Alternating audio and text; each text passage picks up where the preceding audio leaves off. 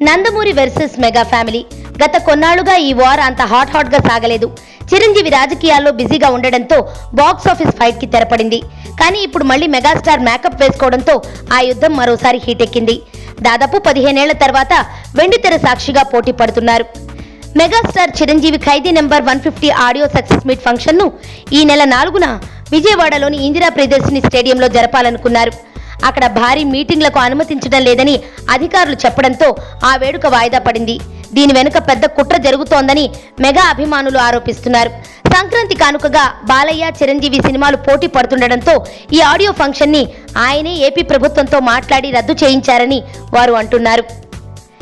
AP ముఖ్యమంత్రి చంద్రబాబు నాయుడుకి బాలయ్య స్వయానా బావమర్ది కావడం, అధికార పార్టీ ఎమ్మెల్యే కావడంతో ఇదంతా పక్కా స్కెచ్ ప్రకారమే చేస్తున్నారని వారు ఆరోపిస్తున్నారు. తమ హీరో సినిమాకి రావాల్సిన మైలేజ్ ని కావాలని అడ్డుకుంటున్నారని చెబుతున్నారు. ఇదంతా అబద్ధమని నందమూరి అభిమానులు అంటున్నారు. ఇందిరా ప్రియదర్శిని స్టేడియంలో అనుమతుల్ని నిలిపివేశారని, అంతే తప్ప దీని వెనుక ఎలాంటి రాజకీయ కారణాలు లేవని వివరిస్తున్నారు.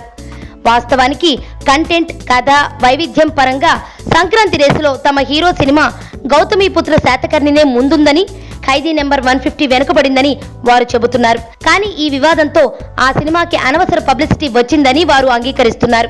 మొత్తం మీద చిరంజీవి సినిమాకి కాంట్రవర్సీ కలిసి వచ్చిందన్నమాట. ఇలా నందమూరి ఫ్యాన్స్ కూడా చిరంజీవి సినిమా ప్రమోషన్లో తమకు తెలియకుండానే భాగస్వాములు కావడం విశేషం.